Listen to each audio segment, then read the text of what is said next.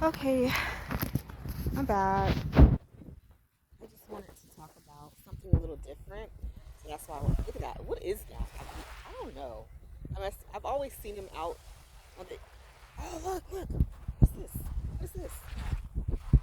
Oh, it's a jellyfish. Wait. Look. Oh, that's crazy.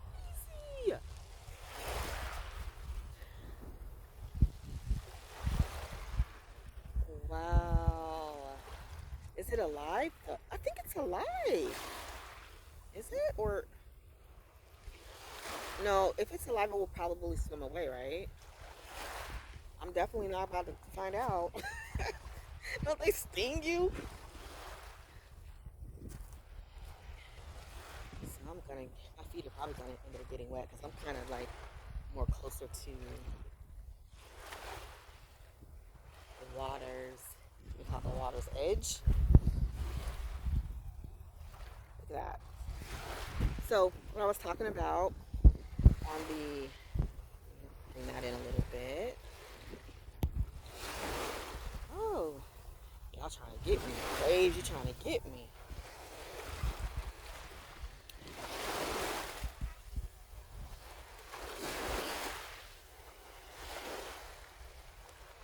On the um,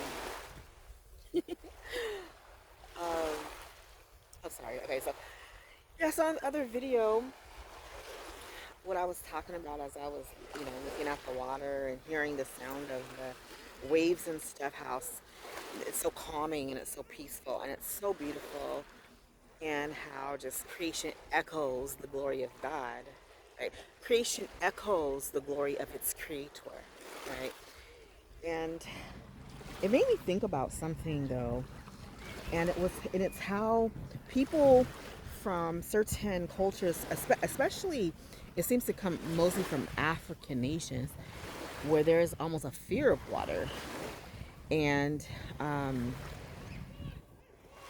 remember being in this prophetic um, dream, not prophetic, dream interpretation group, and a very well-known apostle has this dream interpretation group. Which, by the way, and I'm not saying anything against this apostle. I'm not saying anything against. Hey, you guys, you get a little aggressive. What? You want me to move? I mean, what's going on? But not saying anything against this apostle or anything like that. But one thing I've learned, because I wasn't only in his dream interpretation group, I was in this lady's dream interpretation group too, who's also, I won't say she's super well known, but people, if I said her name, a few people would recognize her. Um, does she, what, does she call herself? I don't know of any title besides just that, she's a minister. Prophet, she does say she's a prophet. Okay, but so I was in those two dream interpretation groups, and there were some random ones that I was in. So I can't pinpoint what happened. I just know I'll never do it again. I will never, ever do that again. And let me tell you why. Um, to be honest with you, my dreams did a flip.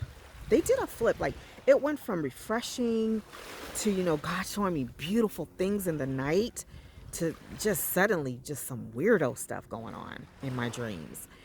And I came to realize that you just cannot connect with everything and everybody. You can't do it. You can't do it. You don't know who's in those those dream groups. You don't know who's in any of these groups for anything. You just don't. You can't be certain. Um, but it was, it, yeah. My dreams took a real strange twist. It took so much praying. It took so much battling. And I remember the lady, me telling her, "Hey, this is what's going on with my dreams. My dreams are weird now." And I was basically saying like, "Hey, you need to pray for me or something." And I remember her being like, "Oh, have your pastor pray for you." And it didn't set well with me. I'm coming to you. You know, I'm coming to you and also, are you vetting who's coming into these groups? So that's how my mind was working. Now, for the apostle, who's very well known, I can't imagine he can vet everybody because there's thousands of people in his group, right? But yeah, so just on the whole dream interpretation group, yeah, personally, I will never do it again. Now, that's not to discourage anybody else. You know, if you feel like you would like to learn how to interpret better your dreams, you're a dreamer, and something comes across your way, pray about it. And if God says go for it, absolutely. I just know for me, that's a no. I'm not doing it. Um, I will say this: I did take away some gems, and I would say the one gem I definitely took away, and this came from the lady, was number one, of course. As soon as you have your dream, you write it down. Every detail that you remember, you write it down, because what you remember is what stands out. That's mainly what you're gonna need to focus on. Then you pray. Obviously, you pray that the Holy Spirit will give you revelation of your dream, give you interpretation of your dream. Okay. Then you get into the Word. Okay, you start to look into certain symbols that you see, and then you have to put what the meaning of those symbols are, and then let God take it from there. So that was definitely very valuable for me, because I think at that time, I don't think I really knew how to, unless it was a direct, very obvious dream. I wasn't. You sometimes a dream can make you think it's something that it really isn't, just because you're not familiar with the symbology. So there was definitely something valuable that I did receive. But on the other side of that, there's no way I'd do that again. There's no way I do that again unless God said it's safe. Go ahead, go ahead and do it, right? Um, so yeah, but what I was gonna say though, so I was talking about the water. Let's get to the water, okay? Um, what I noticed, like when I was an apostle, oops, I almost said it. When I was in this particular apostles dream interpretation um, group, was we would, we'd post something, just kind of interacting with one another. And I remember, that reminds me of something. I don't want to get off. I don't want to get off focus. I'll get back to that. What made me laugh just now, but um, I remember saying, who else loves to be out in nature? I said that I'm like, who else loves to be out in nature? Oh, don't you just feel like you're just so connected with the Lord, and, and the clarity, and you can write poetry if you're a poet or whatever, I'm talking like this. And like most people were like, yes, like thousands of people liked the comment and were commenting how that it's the same for them. And I specifically mentioned water. I specifically mentioned coming out to the water. But it was the African brothers and sisters who was like, heck no. And they were like, no, and they started kind of demonizing water, right? And I'm like, what? What are you talking about? Right? And then it's not until fast forward, years later, now I understand why they feel that way, because I guess in the occult, water is a big deal, right? Water is a big deal. Mami wata and all of these things that I really wasn't aware of. And I'm going to be very honest with you. I don't care. I don't care. This is God's earth. He created water in the beginning. Okay? This is His beauty.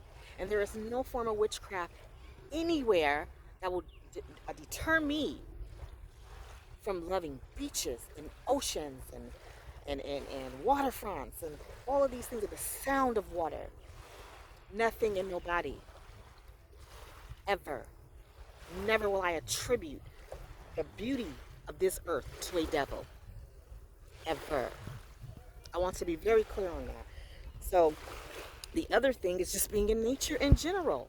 People will relate that to witchcraft, to Wicca. Let me tell you something. Even witches can enjoy nature, right? But the problem with them is that they use nature to try to hurt or even try to help. Okay, but then they use nature with spirits. Oh, here's another jellyfish. Hold on. This one's white. This one's white. Y'all see it? Let me see. Let me see if I can get that. Where you? Come here, come here. Oh my gosh. I can't get it, and I don't want to lose my phone trying to get it. Anyway, this one is clear white. Maybe it'll come up a little closer. Oh, it's so pretty. So anyway, back to what I was saying. So, where did I live? Oh, yeah, witches who dabble, they dabble with spirit and nature. Like what they do is I don't know what they do. I really don't. I mean, I know they do, all that root work and spells, whatever. Okay? I'm not a witch. I don't care. I don't care. I know this much. You're not going to ever steal what my father has done and attribute it to no devil. It's just not going to happen. So yes, I'm going to walk the waterfronts. I'm going to talk about water, flowers, earth. I love wind. I love it all. But yeah, I would suggest that you don't ever, and I understand, like, if you're around that all the time, where occultic practices are always going on around you, maybe you have a different perspective. I'll tell you this though, and this was a few years ago. Well, when was this? Yeah, a few years ago. Me and my mom, we went to the waterfront, which I recorded that the other day. And there was this strange looking object in the grass, but pointing towards the water. It was I don't remember exactly what it looks like, but it was kind of tall, and it was very odd looking. And the man, he set it up. We could see him setting it up, and he walked away. And he looked Native American-ish, right? Because if you don't know, a lot of them are, at this point, it's a very blended look of people now. So I said, So we walked over to it. We're trying to look at it, trying to peek. What is this?